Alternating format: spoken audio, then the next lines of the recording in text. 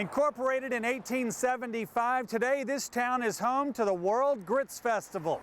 I had a chance to get a number of different small town stories here in St. George.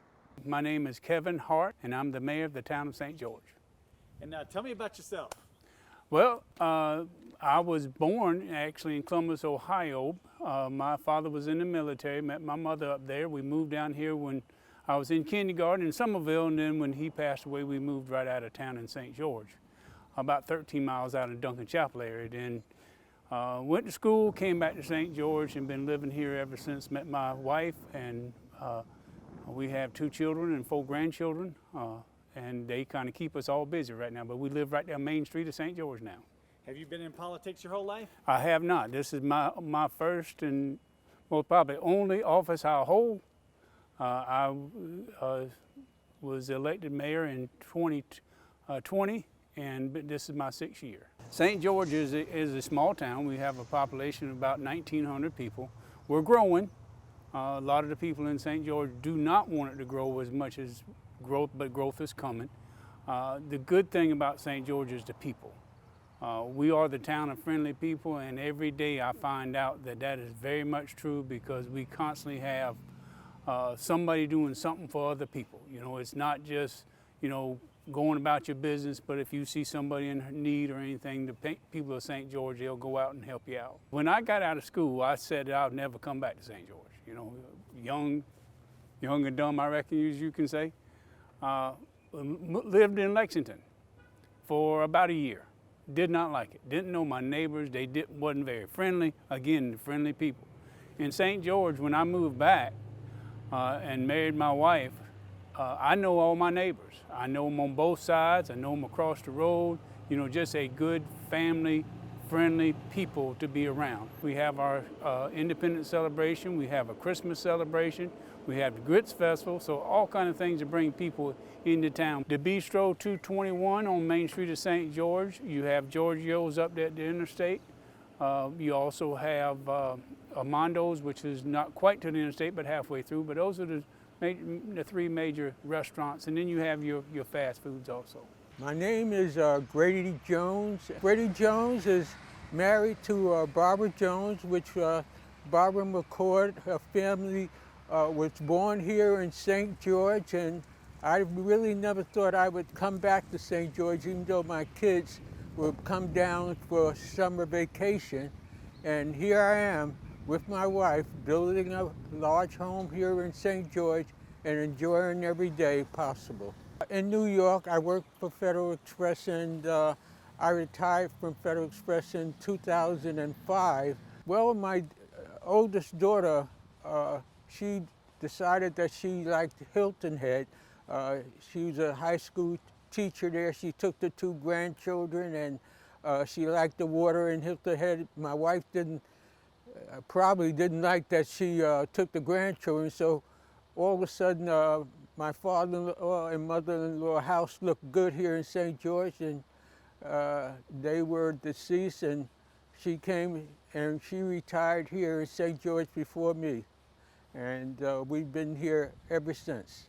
At this site right here across the street is the tennis courts that were owned by the District 4 School Board, and it was in bad and poor shape, and you couldn't do anything with that site. And we got the mayor at that time, Ann Johnson, excited about a leadership program that my wife was involved with, and they picked that as a project to reestablish the courts here. I get up in the morning, and I could go outside and I could see the people going to work and kids going to school, and then I can come back in the house and have breakfast and watch TV, so that's exciting. And then I can go out and I can play the lottery, hoping not that I become a millionaire, but to get a couple of dollars, and that's exciting. Then I go back home, I have lunch, and after lunch I feel like I need to take a nap, so I take a nap. And then evening time, we have a choice of going to either of the restaurants here or out of town, and enjoying that, coming back home and watch a little more TV, and then I go to sleep and get up the next morning and start the same project, you know. So it's good. It's good. People should look forward to retirement, and if they can get a good type of retirement income from their job, I would recommend that would be the best thing that they can do for their life. Both my wife and myself, we blame our success on people that have helped us and everything. My thing is thinking, I'm not a smart person, but when I look at all the people that have helped me, and even St. George as a friendly town here, small town, it's amazing how that can make your life better being in a small town.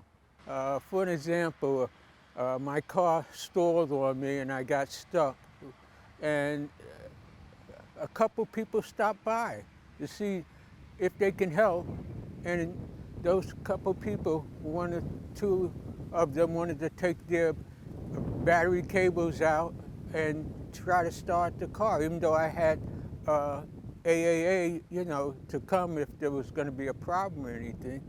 And then I had one person call me and say, you know, I saw your car, are you all right? So that's the part, and you'll find out that your neighbors know who you are from others and everything. So communication is very good in a small town because the word gets out. There's always challenges in life. There's always change. And so to adopt to change is the most important thing. And as I mentioned, people talk. And so we see growth coming to St. George, and the mayor is prepared for that, and they talk at the council meetings with the community. Phyllis Hughes, and I'm the president of the Dorchester County Historical Society, and this is the Carroll Place. As you just took a picture of the National Register, it was put on the National Register in 1974 by a local doctor, Gavin Appleby. But the house dates back to the 1780s. It's been verified by a historic preservationist that was on staff at Drayton Hall and is now at Colonial Williamsburg. And there's many features inside the house that prove it to be back to the 1780s. Why don't you give us a tour inside? Further evidence shows that Thomas Ferguson, who was an owner of the Ferguson Mills, earlier called Edisto Mills, that was located just down the wire road from the house, and it was a strategic point used during the Revolutionary War. He dammed up part of the river and made a wagon road, and troops that traveled through, like from the other side of Harleyville, there was an old tavern, Nathaniel Green, and his troops stayed there, and they would march 10 miles each day. And the reason for the 10 miles is because they had to use oxen to be able to get through all the swamps and waters in our area. They would travel to the Ferguson Mill, and the men would stay there, a lot of them would stay there and wait, and then others would have to go up past the house here on this side because they had a ferry to carry the larger wagons across the river. That the road that Ferguson's mill was just a wagon road, so they could take the troops and animals and such, but the larger wagons would have to come down, further down, just on the other side, and go across with larger, like a ferry, to get them across. And this was all during the Revolutionary War, yes. In 1781, it's documented in Nathaniel Green's papers. On several occasions, he was in this area and traveled across Ferguson's mills. That's how they crossed the river. And this is the oldest house that we're standing in St. George, but one of the oldest houses in this entire area, right? It's the oldest house in the western end of Dorchester County, dates to 1780s. Middleton predates it to 1750s. And then let's take a look upstairs and just tell us what we're looking at as we make our way up. As you climb, you'll notice that there's hardly a creak in the floor. It's this original woodwork that's been here since the house was built in the 1780s. Horse plaster along the walls. You can tell that looks like original glass too, doesn't it? It's the blown glass. When we restored the house in 2009, we restored it with the original blown glass, yes. Okay, excellent. And talk to me about the restoration process. How did that go? Well, the restoration process was exciting. It only took us a couple of years to do it. The windows were actually purchased and donated by family members in honor of a loved one or someone that had passed, and which was a big expense, the house. In fact, when Matt Webster came through, he said it was very rare that a house would have 21 windows, 9/9 panes, that normally they would only do the front windows, but this house has a lot more than that. And then the back of the house has 6 windows that are also like 9/6. That was one of the largest expenses when we redid the house, was the windows, because we wanted to put the original blown glass back in. Right. And then now let's talk about the restoration process. Like, how did you guys acquire the house, and then that kind of thing? Just talk to me about The that. house belonged to Mr. Fitzhugh Swetman and his wife, Miss Martha. His father had purchased the property back in 1946, and they farmed all this land that you can see through that window. All this farmland was Swetman Farm. And they raised their children in this house, Mr. and Mrs. Swetman, and then once the children were grown, it was just too much for them. So they built this little small white house out here in the front yard. And this house was really used for just farm storage. The first time I saw it, there was someone in the back of the house putting loose corn in bushel baskets. He stored different products in the house and vegetables and such. And so when we formed the Historical Society in 2004, Mr. Fitzhugh donated the house to us. He knew that he couldn't take care of it. He knew it needed to be restored. And he always told me he was always looking for somebody to come along that he would trust to do it. And the Historical Society was who he chose. Well, fantastic. Any other thoughts about this? These house? beds came out of an old house in the Birds community, which is close, the Bird family, which the town took its name. This is the Swetman night bedroom. This is where Mr. and Mrs. Swetman Sr. and his wife lived and raised their children. And it was their son, Fitzhugh Jr., that donated the house to the Historical Society. So they lived, this was their bedroom, This right was here. their bedroom. Mm-hmm.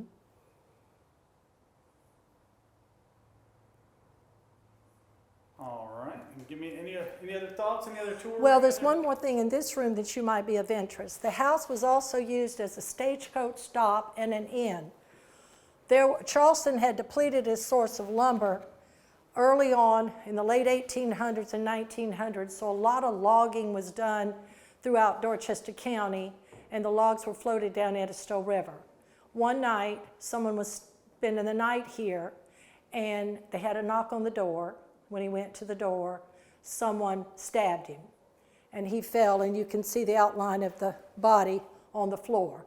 It's our famous blood stain. Every family that has lived in the house has tried to remove it, but we're certainly glad they were not able to, because when we have an event and you've got a 10-year-old little boy downstairs that's bored, all you have to do is ask him, have you seen the blood stain in the upstairs bedroom? And he's running up those stairs faster than you can imagine.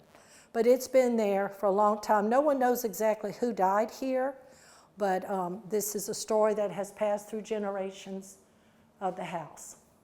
Wow, that is insane. Any other thoughts? Anything else Well, you want to this mention about? hinge is called a butt hinge, and they were handmade like blacksmithing. And what it does is it lifts the door up as you open and shut it. Those are dated definitely to the 1780s. And as we go up the stairs to the 3rd story, you'll be able to see the attic space. I'll let you go first. All right. You notice a difference in the stairs, how close together the steps are? Okay. We figure it's to keep people from wearing out walking these steps. And when you get to the top right here, look down over that railing, how pretty that seeing the 3 stories, how pretty that is. Oh, yes. These rooms were probably used, because it's very hot in the summer, used for storage whenever, like Judge Carroll lived here. He would store his furniture up here. It would be dry and safe. This is an early rope bed And this is where the old saying, sleep tight, don't let the bed bugs bite, comes from. Because when you sleep on those ropes at night, they become loose. So before you get back in it the next night, you'd want to crank it up to make it tight. So sleep tight, don't let the bed bugs bite. And they would put kerosene or something else in a jar lid and put it under the post so that bugs couldn't crawl up in the bed. These doors, Matt Webster verified these, definitely a 1780s. All right. And if you'll look at the construction, the house is completely pegged. And it's hard to see because the lighting is so bad. Right. But when the house was, when the lumber was cut down on the river, they etched Roman numerals into these boards along with the other beams. So the house was kind of put together, I think like a Lincoln log. Right, They would right. match the Roman numerals. And when we were restoring the house and some of the windows were out, our window restoration found the Roman numerals also in the windows. Okay. So. Very nice. The glass would have had to come from overseas, Europe, England, when it was originally built, because there was no glass being made in America at that time. Okay. So that was a huge expense when the The house glass was in the being windows, right. at that time, and as well as when we restored it. Tell me about the air conditioning system in here. Well, I asked the question one time, why such high ceilings when people back in those days were really smaller than they are today? And they said that was the heat catcher, that the heat would rise so down here where we're at would be cooler. And seriously, they build them to when you open the doors, 2 doors like that, it would draw through. The air would just come through like a little air condition. All of this is hand painted, this wainscoting, to appear like a oak finish. It's all hand painted. But it's not actually oak. Nope, they That's made fine. it appear like that. And inside that door and outside that door is the same way. And they did that because this was probably their dining room, and when they had company, they had shelves in there, and they would show off their nice china and silver. They'd leave the door open so you could see the shelving. The beam across the front porch is a solid 40-foot beam. Right, this beam? That beam across.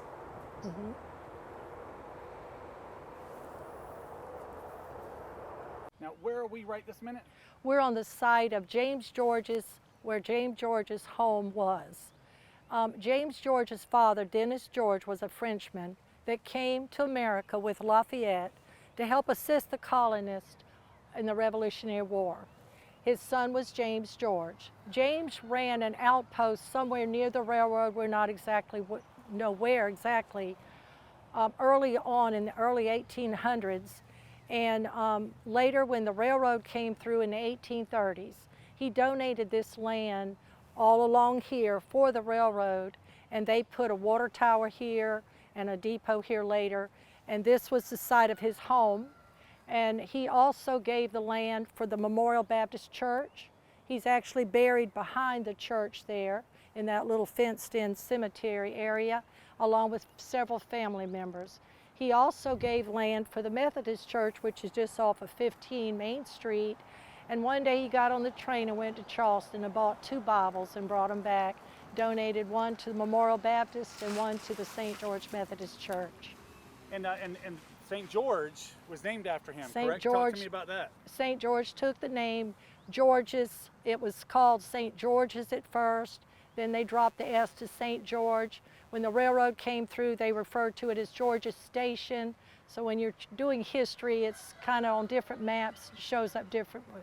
But James George and his father, Dennis George, were the ones that brought all of this here. And then let's talk about the significance of this rail line that we're standing right next to. This was kind of like the old I-95, right? Yes, it was. The railway came from Line Street, Charleston in the 1830s, came on up through Dorchester County, From up here? right through Somerville, Latson, Somerville, right on up. It goes up into Reedsville and right on up to Aiken. It was the oldest and longest railroad when it was built in this country. by the South Carolina Canal Railroad, 136 miles. And it opened up people to be able to travel and go to Charleston, and many people, stories are told about people getting on the train in St. George, going to Somerville for music lessons, or going and staying at a restaurant or hotel or some sort. A lot of people had those stories. Passenger trains took the school children on class trips, and the passenger train service stopped about 1962. So this rail line we're looking at right here in St. George today has a strong history in St. George. Mm-hmm. Yes, it does. Robert, R-O-B-E-R-T, last name Sherman, S-H-E-R-M-A-N, and I'm the Director of Museum Operations at the Dorchester Heritage Center. So we start with some prehistory, of course, native peoples that are here, and we do have this, again, this traveling exhibit that sort of runs through it, but we talk about the Edisto Natchez Cusco people, which is what the tribe is called today. And as with most of these tribes, like the Wassamasaw over in Berkeley County or the Santee up in Orangeburg County, they're really an amalgam of native people, sort of the descendants of the natives that were once here, for a lot of different reasons: disease, warfare, being pushed out for land. They begin to consolidate, but they're still here. I mean, a lot of folks don't even realize that native people have been here and still are. So we kind of start with that story and then move into talking about early settlement. And of course, there's a pretty interesting prehistory here as well. I like to call this the middle school boys' room because they love all this shark's teeth and fossils, and but all of this really found within about 30 miles of where we stand. The Edisto River, a lot of this is found in. About 20 million years ago, this was all underwater, which folks are often shocked to hear, but that's why we have such sandy soil, as that prehistoric ocean receded. And so you'll even find all kinds of fossils that have turned up after heavy rainstorms. There's a lot of paleontological, I guess you'd say, work that's done around here. So talk about this big, huge bone. Yeah, so we had mammoths and mastodons here. We had some monstrous crocodiles, all kinds of things. But yeah, the mammoths, they were here. The teeth are very different. That's one of the big ways to show the difference when you find a fossil. And these things are turned up from time to time. And I think, you know, for us, again, you know, people don't realize literally the history that's under their feet here. And of course, you can't talk about the county without talking about the swamps that run through it.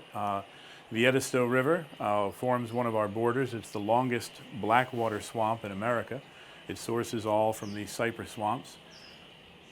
And of course, the Four Holes and the Indian Field, and lots of swamps running through the county that really make it what it is even today. But it's interesting, this exhibit actually talks about how not only did native people become enslaved by the English, they sometimes actually helped enslave others, which is kind of a tough story to tell. But and they're also involved, of course, in the American Revolution on both sides. You know, just because, you know, we say, oh, the Indians. Well, there's one time when they first settled here, at least 29 different tribal groups. And so they all didn't do the same things the same way.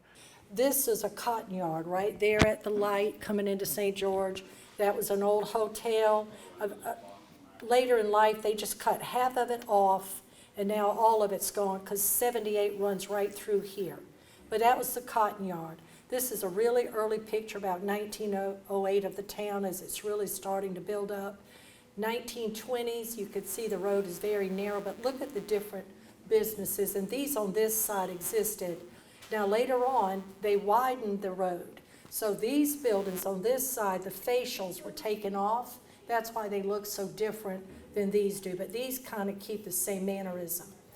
Along the railroad, which runs this way, this was the early courthouse, and this was the early jail facing the railroad.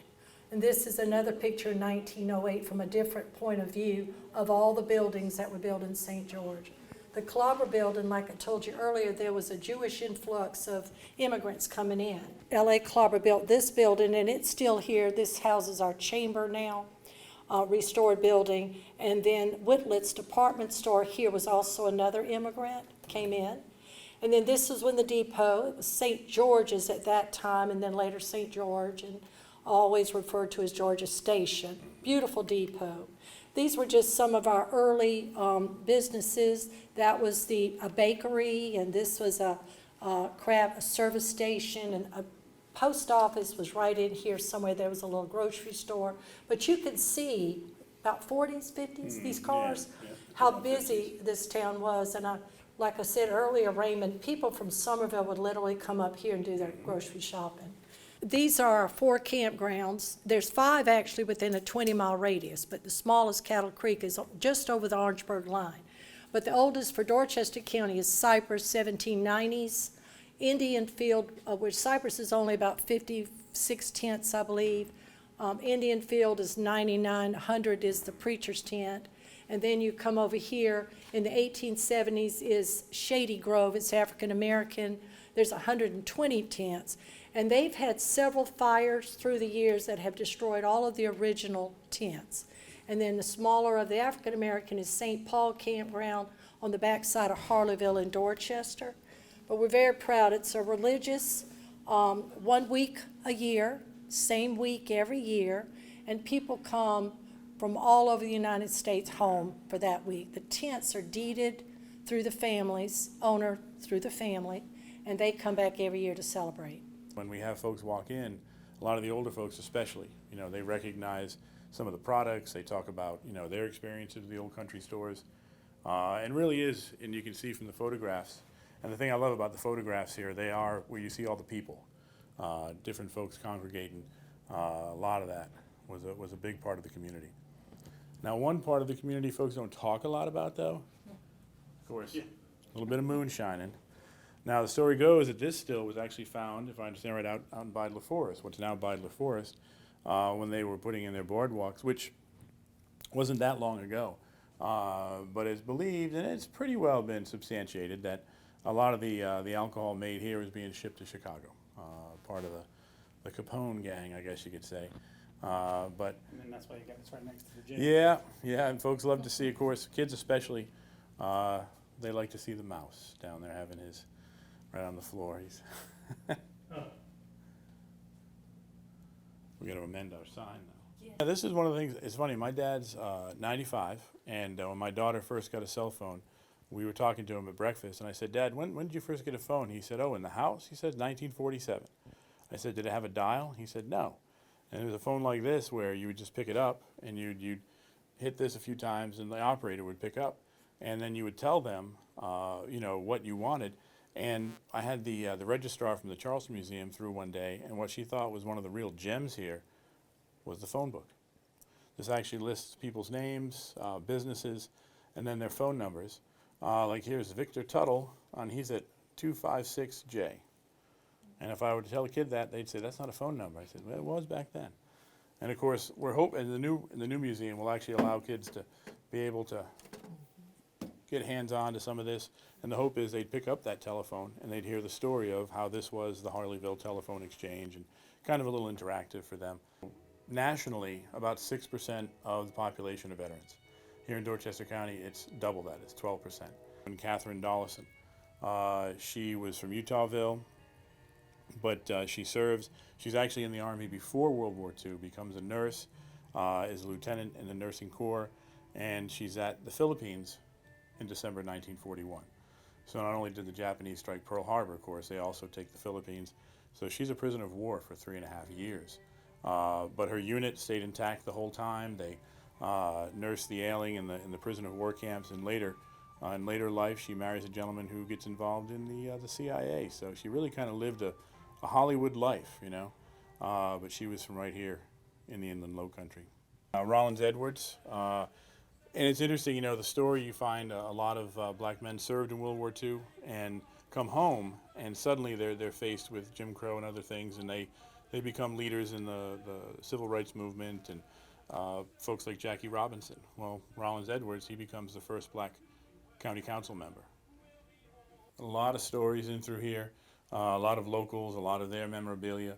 I do always point out this young man. He was recently awarded the Medal of Honor posthumously. And he was from Somerville. We welcome people to come visit us, come see the Rosenwald School, the Children's Museum, the Clobber Building, different things. come and visit us and see how you like the town of St. George. That'll do it for the stories here in St. George. If you know someone who would make an excellent small town story in the future, email me, rowens@wcbd.com. In St. George, I'm Raymond Owens.